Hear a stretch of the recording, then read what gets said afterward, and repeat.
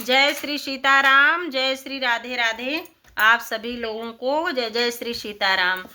ये श्रीमद् भागवत का पाठ करने जा रही हूँ। श्रीमद् भागवत खंड एक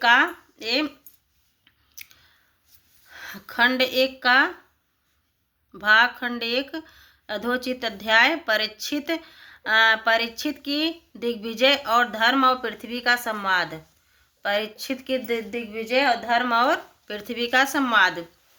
ये कथा भागवत जी की मैं कहने जा रही हूँ। भागवत जी बहुत बहुत बहुत महान है। क्या मैं इनकी महानतम की बात करूँ? इनको सुनने से आपको खुद ही अच्छा लगेगा। क्या अनुभव होता है, जल्दी मिलती नहीं भागवत जी सुनने के लिए। ये साक्षात प्रभु श्री कृष्ण जी हैं जो भागवत रूप में हम लोगों के सामने वर्णित हैं। जय प्रभु। मैं बारंबार प्रणाम करती हूँ भागवत जी को। इनकी महिमा बहुत अजीब अच्छी है, बहुत महिमा अपरंपार है। परीक्षित की दिग्विजय तथा धर्म और पृथ्वी का संवाद। मैं हिंदी में पढ़ रही हूँ। सूत जी कहते हैं, सौनक जी, पांडवों के प्रताप के पश्चात भगवान के परम भक्त राजा परीक्षित श्रेष्ठ ब्राह्मणों की शिक्षा के अनुसार पृथ्वी का शासन करने लगे थे। उनके जन्म के समय ज्योतिषियों ने उनके संबंध में जो कुछ कहा था, वास्तव में वे सभी महान गुण उनमें विद्यमान थे। परीक्षित के जन्म के समय ज्योतिषी लोग जो कुछ कहे थे वो सब गुण उनके में विद्यमान थे।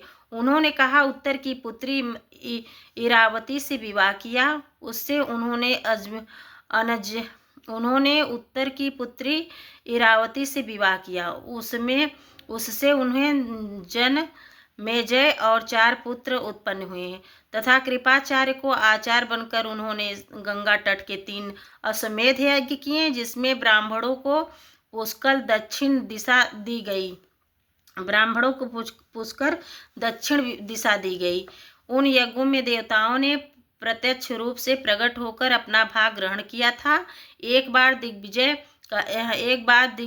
कहते हैं समय उन्होंने देखा कि शूद्र के रूप में कलयुग राजा भेष धारण करके एक गाय और बैल के जोड़े को ठोकरों से मार रहा है। तब उन्होंने उसे बलपूर्वक पकड़कर दंड दिया। सौनक जी कहते हैं कि महाभाग्यवान सूत जी, दिग्विजय जी के समय महाराज परीक्षित के कलयुग को दंड देकर ही क्यों छोड़ दिया, मार क्यों नहीं डाला? क्योंकि राजा का भेष धारण करने पर भी था, तो वह अधम शूद्र ही उसमें गाय को लात से मारा था। यदि यह प्रसंग भगवान श्री कृष्ण की लीला से अथवा उनके चरण कमलों के मकरंद रस का पान करने वाले रसिक महानुभावों के संबंध रखता है हो तो अवश्य कहिए। दूसरी व्यर्थ की बातें क्या लाभ है? इसमें तो आयु व्यर्थ नष्ट होती है। प्यारे सूत जी, जो लोग चाहते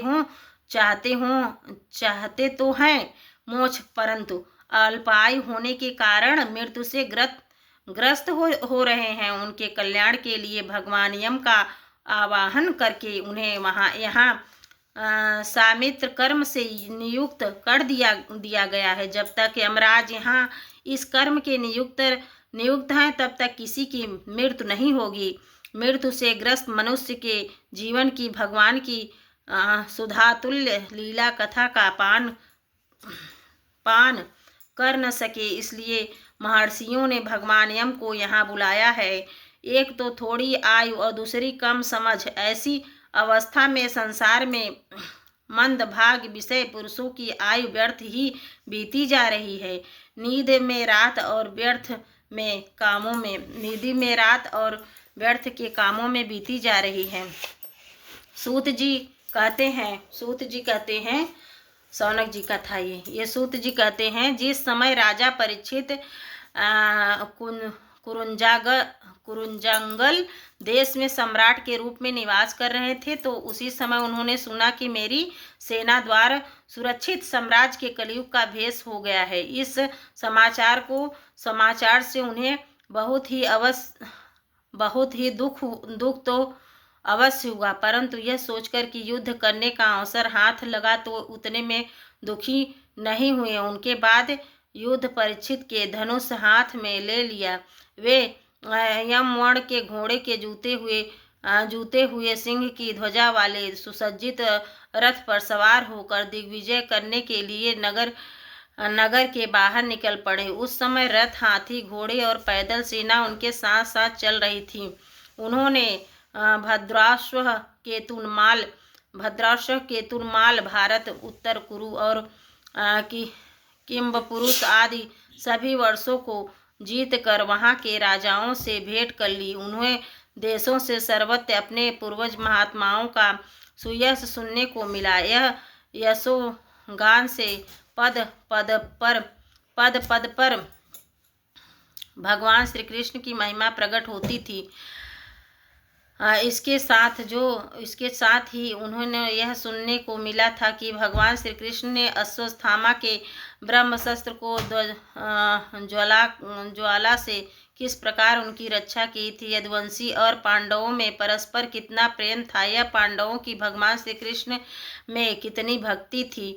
जो लोग उन्हें यह चरित्र सुनाते उन पर महामना राजा परीक्षित बहुत प्रसन्न होते थे। उनके नेत्र प्रेम से खिल उठते थे। वे बड़ी उदारता से उन्हें बहुमूल्य वस्त्र और मणि के हार उपहार में देते। वे सुनते ही भगवान श्री कृष्ण के प्रेम बस होकर पांडवों के सारथी का काम किया। उन्होंने सभासद बने और यहाँ तक कि उनके मन के अनुसार काम करने पर उनकी सेवा भी की। उनके सखा तो थे ही, दूत भी बने।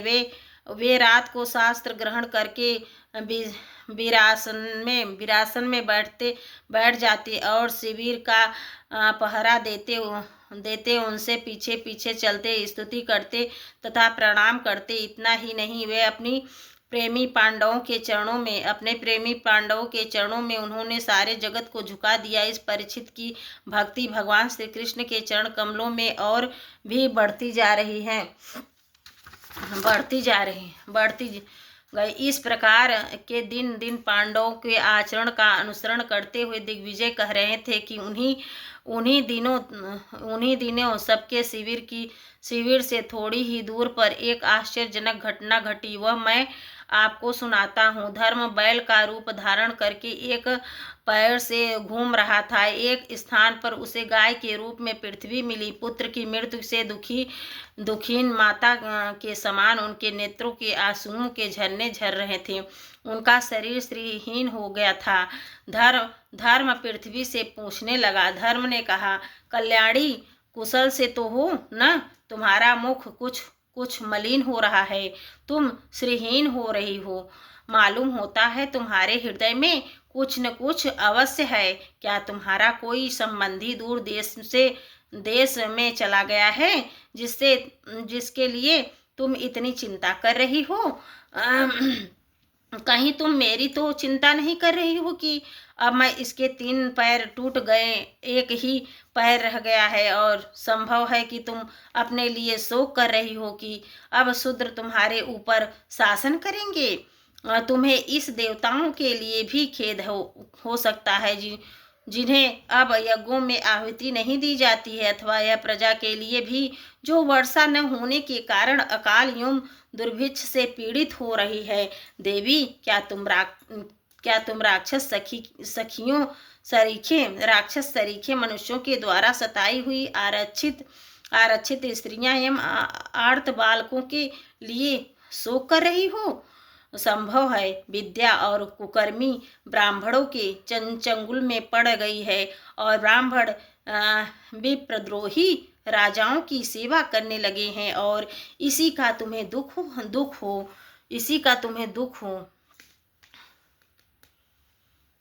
हो। आज के नाम मात्र से राजा तो 16 आने कलयुग हो गए हैं और उन्होंने बड़े बड़े देशों में भी उजाड़ डाला है। क्या तुम इस राजाओं के या देशों के लिए शोक कर रही हो? आज की जनता खान पान, वस्त्र, स्नान और स्त्री सहवास आदि से शास्त्रीय नियमों का पालन न करने की स्वेच्छाचार कर रही है। क्या इसके लिए तुम दुखी हो?